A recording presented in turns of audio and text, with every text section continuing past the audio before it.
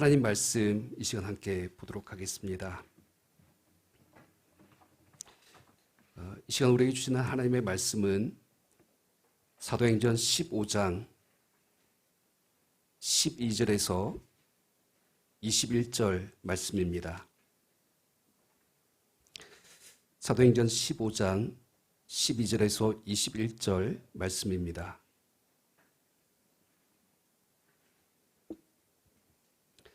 제가 봉독하겠습니다. 온 무리가 가만히 있어 바나바와 바울이 하나님께서 자기들로 말미암아 이방인 중에서 행하신 표적과 기사에 관하여 말하는 것을 듣더니 말을 마침에 야고보가 대답하여 이르되 형제들아 내 말을 들으라. 하나님이 처음으로 이방인 중에서 자기 이름을 위할 백성을 취하시려고 그들을 돌보신 것을 시몬이 말하였으니 선지자들의 말씀이 이와 일치하도다. 기록된 바 이후에 내가 돌아와서 다윗의 무너진 장막을 다시 지으며 또 그 허물어진 것을 다시 지어 일으키리니 이는 그 남은 사람들과 내 이름으로 일컬음을 받는 모든 이방인들로 주를 찾게 하려 함이라 하셨으니 즉 예로부터 이것을 알게 하시는 주의 말씀이라 함과 같으니라.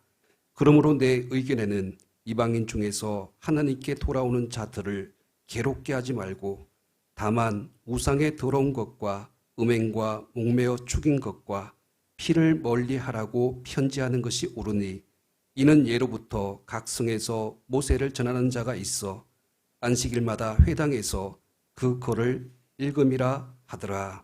아멘.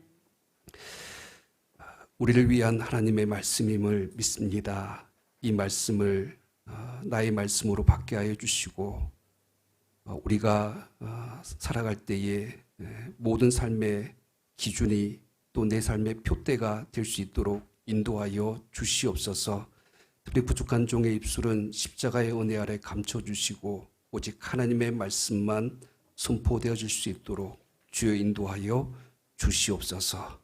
예수 그리스도 이름으로 기도하옵나이다. 아멘. 계속해서 우리는 사도행전 15장에 기록된 제1차 예루살렘 공의에 대해서 살펴보고 있습니다. 이 회의의 주제는 복음을 영접한 이방인 그리스도인들이 구원을 위한 조건으로 율법에 따라서 할례를 받아야 되느냐 받지 말아야 되느냐라는 것이었습니다. 결국 이 유대적 율법주의를 고집하던 바리새파 그리스도인들 그리고 안디옥 교회로 대표됐던 바울과 바나바 간에 격렬한 다툼과 분쟁이 있었습니다. 결국 이로 인하여서 예루살렘 교회는 제1차 예루살렘 공회를 소집하게 된 것이죠. 특별히 우리는 지난주에 바로 이 공회에서 베드로를 통하여서 선포됐던 복음에 대해서 우리가 말씀을 나누었습니다. 크게 세 가지였죠. 베드로는 그가 성령의 인도하심을 따라서 이방인 고넬료의 집에서 복음을 전하였던 이 경험을 바탕으로 인하여서 세 가지를 말씀합니다. 첫째는 하나님이 이방인들로 내 입에서 복음의 말씀을 믿게 하려고 나를 택하셨다. 다시 말해서 베드로는 한사코 이방인에게 가기를 꺼려했지만은 이방인들로 하여금 복음을 듣고 구원받기를 원하셨던 것은 베드로의 뜻과 상관없이 하나님께서 원하시는 뜻이었다라는 것을 분명히 말씀하고 있습니다. 그러니까 이것은 이방인을 향한 하나님의 구원의 계획이 지금 베드로를 통하여서 이루어지고 있다는 것을 의미하는 것이죠. 둘째는 그가 고넬료의 집에 복음을 전할 때에 그들에게도 동일하게 유대인들에게처럼 성령님께서 임하시는 것을 그가 보았다라고 증언을 합니다. 그리고 마지막 세 번째로 이 모든 것들을 이제 보고 나서 베드로가 말을 합니다. 믿음으로 그들의 마음을 깨끗하게 하사 그들이나 우리나 차별하지 아니하셨도다. 그러니까 이방인이나 유대인이나 다 똑같은 죄인이고 오직 예수 그리스도를 믿는 믿음 안에서 우리는 제사함을 받는다라는 이 복음 앞에서 누구도 차별하지 아니하시는 하나님의 구원이 우리 가운데 있다는 사실을 베드로는 선포하였습니다. 그럴 때에 여러분 이제 베드로의 결론이 무엇이었습니까? 지난주 마지막 말씀이죠. 사도행전 15장 11절 말씀을 보시기 바랍니다. 우리 같이 읽겠습니다. 시작. 그러나 우리는 그들이 우리와 동일하게 주 예수의 은혜로 구원받는 줄을 믿노라 하니라. 아멘. 그러니까 이것이 베드로가 선포한 복음의 본질입니다. 유대인이든 이방인이든 누구나 주 예수 그리스도를 믿음으로 예수 그리스도의 십자가의 그 대속의 피로 우리가 구원받았다. 이것이 그들의 신앙 고백이었고 그리고 초대교회의 복음에 대한 믿음의 선언이었습니다. 바라기는 이 신앙 고백이 저와 여러분들의 고백이 되기를 축복합니다. 오늘 이제 베드로가 이제 그 말을 마치자 그 후에 일어난 그 예루살렘 공회의 이제 달라진 분위기를 오늘 성경 속에서 기록을 하고 있습니다. 여러분 12절 말씀을 보시기 바랍니다. 12절 말씀. 온 무리가 가만히 있어 바나바와 바울이 하나님께서 자기들로 말미암아 이방인 중에서 행하신 표적과 기사에 관하여 말하는 것을 듣더니 여러분 그 성경은 바나바와 바울이 이제 다시 이 자신들의 전도 여행을 통하여서 이방인들에게 행하였던 하나님의 놀라우신 표적과 기사를 그들에게 이제 전도 보고를 했다라고 지금 말씀하고 있는데 그때에 온 무리가 어떻게 하였다고 말씀하고 있습니까?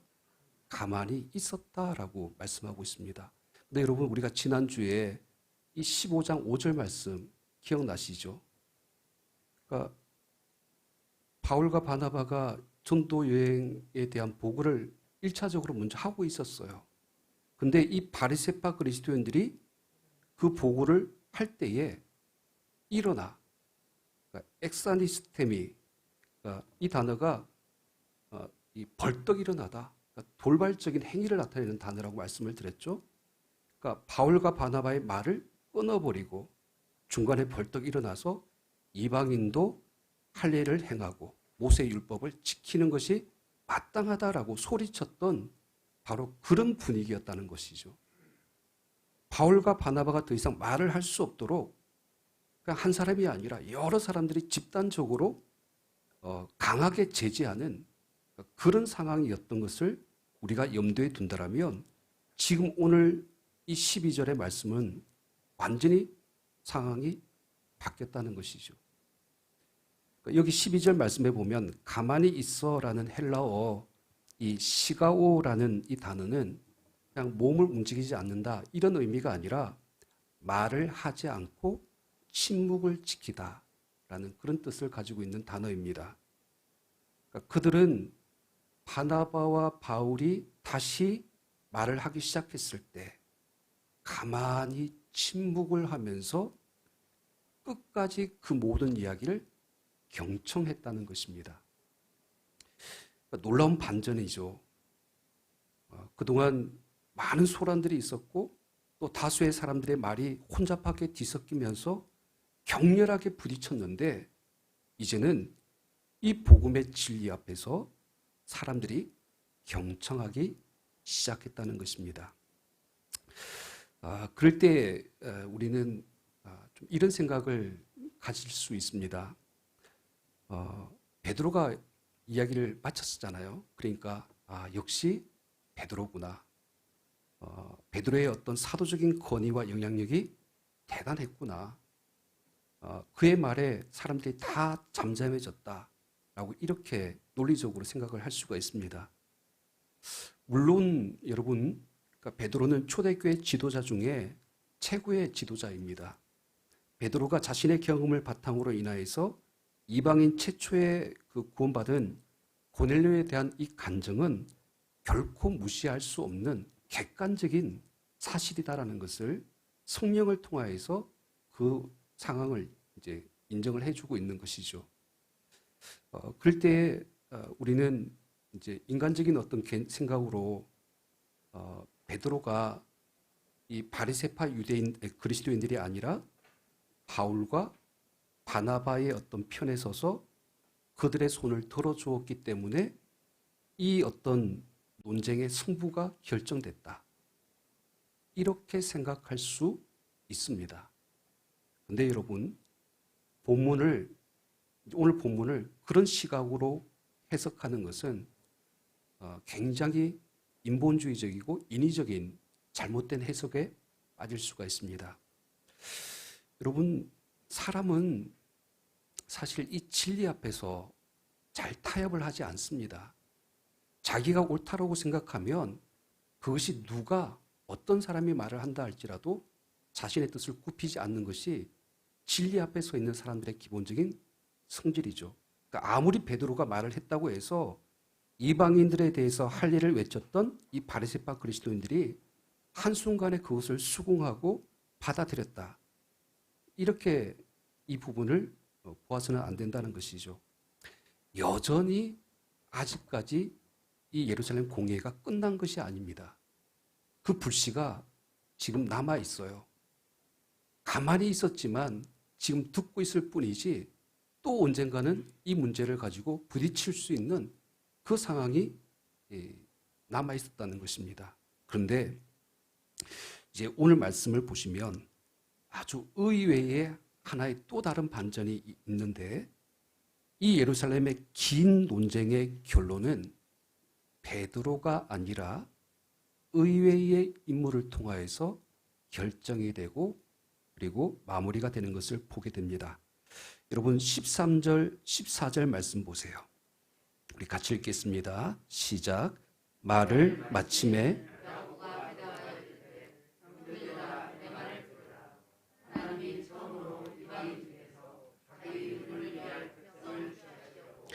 그들을 돕으신 것을 시몬이 말하였으니 아멘. 자, 그동안 한 번도 등장하지 않았던 한 사람이 일어나서 말을 하기 시작합니다. 누굽니까? 야고보. 자, 여기서 야고보는 사도 야고보가 아닙니다. 그러니까 사도행전 12장에서 이미 사도 야고보는 헤롯에 의하여서 순교를 당했죠. 그러면 여기서 야고보는 누굽니까? 예수님의 형제, 예수님의 동생이었던 야고보입니다. 그러니까 이 야고보는 당시 예루살렘 교회의 베드로 못지않은 실질적인 리더로서의 역할을 하고 있었습니다. 이 성서학자들에 의하면 이 야고보가 예루살렘 교회의 감독이었다. 또는 장로의 위치에 있었다라고 그렇게 봅니다. 오늘날로 표현하면 담임 목사입니다. 여러분 베드로와 이 사도들은 사실은 제자로서의 복음을 전해야 될 역할이 있었던 것이죠. 그렇기 때문에 전도자로서 한 곳에 머물지 않았습니다. 항상 옮겨 다니는 그런 어떤 전도자의 삶을 살았습니다. 그럴 때에 이 예루살렘 모 교회를 책임지는 역할을 누가 했을까요? 바로 이 야고보가 했다는 것입니다. 그렇게 보면 지금 제1차 예루살렘 공의의 의장이 누굴까요? 야고보라는 것이죠. 이 회의에 어떻게 보면 최종적인 결정을 할 수 있는 역할, 그 책임도 누구에게 있습니까? 야고보에게 있었다는 것이죠. 드디어 이제 야고보가 일어서서 마지막으로 말을 하기 시작하는 것이죠. 그럴 때 이제 야고보가 일어서서 형제들아 내 말을 들으라 라고 하면서 말하기 시작하는데 이렇게 말을 합니다. 14절 말씀 다시 한번 보세요. 하나님이 처음으로 이방인 중에서 자기 이름을 위할 백성을 취하시려고 그들을 돌보신 것을 누가 말하였으니? 시몬이 말하였으니. 여기서 시몬은 방금까지 발언했던 베드로를 가리키는 것이죠. 그러니까 이런 뜻이에요. 그러니까 지금까지 베드로가 한 말, 하나님께서 이방인 중에서 자기 이름을 위하여서 백성을 취하시려고 하셨던 그 이야기, 이 고넬료를 구원하려고 하셨던 이방인을 향한 이 구원의 이야기는 다 맞습니다. 하나님은 유대인이나 이방인이나 차별하지 아니하시고 주의 은혜로 구원하셨습니다. 그가 한 말은 다 사실입니다. 그러니까 그런 뜻이에요. 그러면서 이제 야고보가 그 다음에 아주 중요한 말로 이어갑니다. 오늘 본문 15절에서 18절 말씀을 한번 봐주세요. 이 부분이 굉장히 중요합니다. 15절, 선지자들의 말씀이 이와 일치하도다. 기록된 바 이후에 내가 돌아와서 다윗의 무너진 장막을 다시 지으며 또 그 허물어진 것을 다시 지어 일으키리니 이는 그 남은 사람들과 내 이름으로 일컬음을 받는 누구들로? 모든 이방인들로 주를 찾게 하려 함이라 하셨으니, 즉 예로부터 이것을 알게 하시는 누구의 말씀? 주의 말씀이라 함과 같으니라. 지금 야고보는 베드로가 해왔던 그 모든 경험되어져 있는 그 이방인을 향한 하나님의 구원의 이야기와 그리고 선지자에 기록된 그 구약의 말씀이 일치하도다, 같다라고 지금 말씀하고 있죠. 지금 야고보가 인용하고 있는 말씀이 뭐냐면 아모스 9장 11절에서 12절의 말씀이에요. 그러니까 베드로가 한 말이 바로 이 구약의 말씀을 성취한 내용이다라는 것을 이야기를 하는 것이죠. 마치 이런 겁니다, 여러분. 그러니까 베드로가 이방인과 우리 유대인 사이에서 차별이 없고 주의 은혜로 구원을 받았다라는 이 말이 맞습니다. 그런데 이 말은 예루살렘의 담임 목사인 나 야고보의 개인적인 소견도 아니고, 그리고 지금 발을 마친 예루살렘 교회 사도 베드로의 개인적인 경험이나 의견도 아니라 이 구원의 진리는 이미 구약에서 선지자로부터 옛부터 예언되어졌던 누구의 말씀이었다? 주의 말씀. 하나님의 말씀대로 이루어진 일입니다. 라고 그렇게 야고보가 말을 하고 있는 것입니다. 여러분, 여기서 우리가 중요하게 보아야 될 것이 무엇일까요? 이 1차 예루살렘 공의의 의장이었던 야고보가 이방인의 할례에 대한 이 논쟁의 최종적인 판결을 내리면서 이 복음의 진리에 대한 권위를 무엇으로 지금 결정을 지었습니까? 하나님의 말씀으로 결정을 지었다는 것이에요. 야고보는 바울과 바나바의 정언이 다 끝난 이후에 이 두 사람의 정언을 듣고 보니까 나름대로 설득력이 있고 더 이상 반대 의견이 없이 가만히 있으니까 이제부터 이방인에게 할례를 받으라고 하지 맙시다. 탕탕탕 이렇게 결정 지은 것이 아니라는 거예요. 또 지금 우리 예수님의 수제자인 그 베드로가 이렇게 말했다고 해서 베드로가 저 정도로 이야기할 정도면 그렇게 하는 것이 맞습니다. 베드로의 어떤 의견을 존중하여서 그렇게 결론을 지은 것도 아닙니다. 야고보는 이 모든 결론을 주의 확고한 하나님의 말씀에 근거하여서 이방인을 향한 하나님의 구원의 복음이 오직 예수 그리스도를 믿는 믿음으로만 구원받는다는 이 사실을 결정짓고 있는 것입니다. 여러분, 오늘날 모든 교회의 모교회가 되는 예루살렘 교회입니다. 그리고 제1차 예루살렘 공예의 사도와 초대교회 성도들이 보여준 이러한 마지막 결정의 모습 속에서 우리는 도전을 받습니다. 지금 그들이 보여준 이런 믿음의 결정은 2000년이 지난 지금도 우리 교회의 신앙의 고백이 되었고 구원의 참된 진리로서 동일하게 이 진리로 우리가 믿고 있습니다. 그 이유가 무엇입니까? 바로 오직 예수 그리스도를 믿음으로 구원받는다는 이 진리가 하나님의 말씀과 일치하기 때문입니다. 반면에 방금 전까지 그렇게 격렬하게 벌떡 일어서서 이방인도 할례를 받고 율법을 지키는 것이 마땅하다라고 외쳤던 이 바리새파 사람들이 가만히 잠잠할 수밖에 없었던 이유가 뭡니까? 그들의 주장이 하나님의 말씀과 일치하지 않았기 때문입니다. 여러분, 만약 야고보가 어느 누구의 말을 듣고 그 말이 옳다라고 했다라면, 만약 야고보가 단순히 교회의 분란을 막기 위하여서 다수의 유대인 그리스도인들의 편에 섰더라면, 또 만약 야고보가 이 문제를 인간적인 이성적인 판단이나 아니면 각 계파 간의 정치공학적인 그런 계산으로 이 문제를 풀려고 했다라면 교회는 지금도 여전히 이 논쟁 속에서 혼란스러워 했을 것입니다. 하지만 영원히 변치 않는 하나님의 말씀을 통하여서 그 교회가 그 말씀을 근거하여 판단했기 때문에 이 은혜의 복음은 지금도 주님의 몸된 교회와 우리 그리스도인들의 신앙의 고백이 된 줄로 믿습니다. 여러분, 루터가 종교개혁을 일으켰을 때 그가 내걸었던 세 가지 슬로건이 있습니다. 라틴어로 되어져 있는데요. 솔라 피데, 오직 믿음으로. 솔라 그라시아, 오직 은혜로. 그리고 마지막이 무엇입니까? 솔라 스크립투라, 오직 성경으로.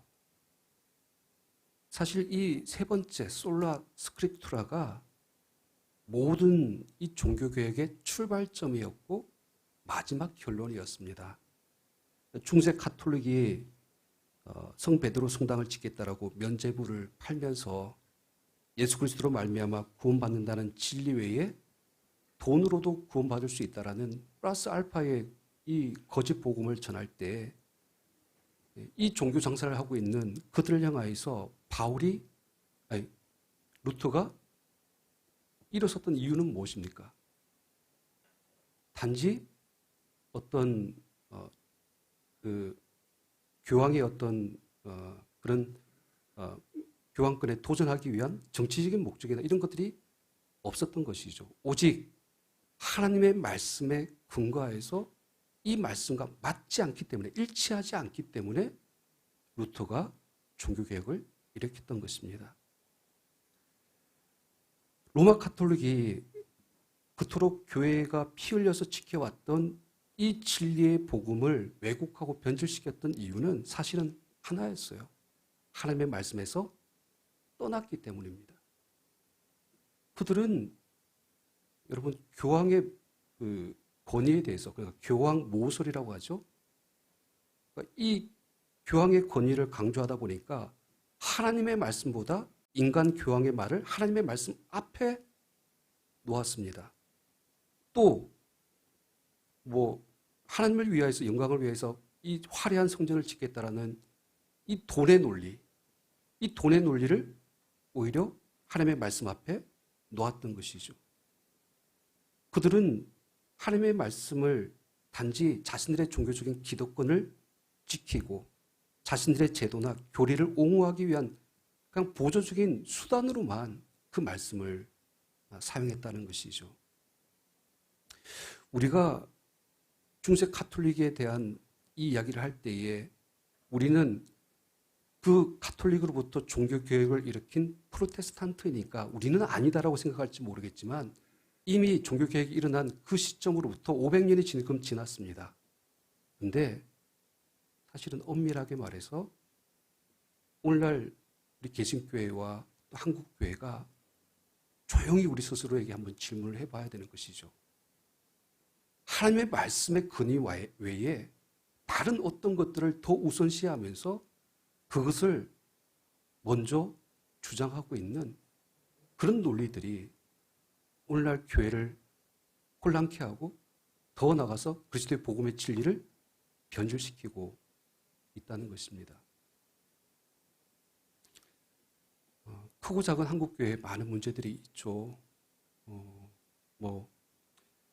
옳은 이야기지만 세습이라는 논리도 사실은 성경의 원리는 아니죠. 인간의 어떤 논리와 물질의 논리가 그 말씀보다 더 앞서갔기 때문에 이것을 어떻게 보면 교회가 잘못 오해하고 해석하는 부분이 될 수 있다는 것입니다. 여러분, 로마 카톨릭에 맞서서 마르틴 루터가 오직 성경, 오직 말씀을 부르짖었던 것은 잃어버린 하나님의 말씀의 권위를 회복하기 위함이었습니다. 여러분, 교회는 그 존재의 정체성이 어디에 있습니까? 교회는 말씀을 앞세울 때에만, 교회는 말씀만을 그 목적으로 삼을 때에만, 교회는 말씀을 위해 존재할 때에만 하나님의 변함없는 진리 위에 뻔히 서 있게 될 줄 믿습니다. 우리 새들교회는 바로 이 말씀의 터 위에 세워진 주님의 교회가 되기를 소망합니다. 너무 좀 거창하고 이런 종교개혁적인 이야기뿐만 아니라 그냥 조금 더 쉽게 저와 여러분들의 삶 속에서 이런 질문들을 해볼 필요가 있는 것 같아요. 여러분, 지금 이 순간 여러분들의 삶 속에서 무엇이 여러분들의 삶을 최종 결정하고 판단을 하게 하고 있습니까? 여러분들은 어떤 권위에 여러분들의 삶을 순종시키고 있습니까? 여러분 이렇게 곰곰이 생각해 보면 우리가 직장에서 일할 때에 또 우리의 삶의 어떤 경제 활동을 할 때에 어떤 권위에 순종을 하고 있는가 곰곰이 들여다보면 세상이 말하는 경제 논리, 더 많은 이윤을 추구하고자 하는 이 물질의 논리가 때로는 하나님의 말씀보다 더 앞서갈 때가 더 많습니다. 우리 오랜만에 우리 그 자녀들, 청년들이 이 자리에 있지만은 젊은 날 여러분 우리가 꿈꾸고 소망하는 일들을 선택할 때에 여러분들은 어떤 권위에 순종하느냐 이 부분이 중요합니다. 세상은 우리한테 이렇게 이야기하죠. 너희가 인정받고 성공하기 위해서 웰빙이라는 구호를 외치면서 좀 더 나은 행복한 삶을 꿈꾸기 위해서 이런 어떤 세상의 논리가 우리 삶의 우선순위의 선택의 논리이고 판단의 근거가 되고 있다는 것입니다. 하나님의 말씀을 놓고 씨름하지 아니하고 내 인생의 꿈과 소망을 두지 아니하는 그런 모습들이 있는 것이죠. 가까운 지금의 어떤 한국 사회의 모습을 보면 이제 대선을 앞두고 있는 지금 이 상황 속에서 사실 TV만 보면 여러분 어떻습니까? 너무 힘들죠. 진보와 보수 이 개념 자체도 사실은 우리가 택해야 될 부분은 아니죠. 우리 믿는 그리스도인들이 이런 어떤 정치적인 논리에 따라서 휩쓸리거나 아니면 종교적인 신념이나 열심으로 가정한 그런 것들에 치우치기보다 우리의 모든 삶의 근거는 무엇이어야 됩니까? 오직 하나님의 말씀이어야 되는 것이죠. 내 이성이라는 것, 또 때로는 내가 생각하는 과학적인 사고라는 것, 내 양심, 보편적인 윤리, 상식, 그것보다도 하나님의 말씀이 나를 결정하고 내 길을 결정할 수 있도록 그 말씀 앞에 순복할 수 있는 저와 여러분 되시기를 축복합니다. 저는 시편 말씀 중에 이 말씀을 참 좋아합니다. 주의 말씀은 내 발의 등이요 내 길의 빛이니이다. 이 부분은 제가 누차 말씀을 드리죠. 왜 하나님의 말씀이 발 위에 등이라고 했고 바로 그 길의 빛이라고 이야기를 했을까요? 한 걸음 한 걸음 내딜 때에 그 한 스텝을 내딛는 다음 결정을 위하여서 무엇이 필요하다는 거예요? 하나님의 말씀이 우리 가운데 있어야 된다는 것입니다. 보이는 만큼 하나님의 말씀이 나에게 비춰주는 것만큼 그것에 순종하고 한 걸음을 내딜 때에 하나님께서 우리의 길과 걸음을 인도하여 주신다는 것입니다. 저와 여러분들이 오늘 이 예루살렘 교회가 그 혼란스럽고 어려운 그 분쟁의 상황 속에서도 하나님의 말씀의 권위 앞에 순종했던 것처럼 저와 여러분들의 삶 속에서도 모든 우리 삶의 그 모든 결정과 선택의 그 근거 속에 하나님의 말씀이 가장 앞에 있기를 축원합니다. 그 말씀이 저와 여러분들을 인도하여 주실 것을 믿습니다. 우리 새들교회와 모든 성도들 삶 속에 하나님의 말씀의 권능이 있기를 주님의 이름으로 축원합니다. 기도합니다.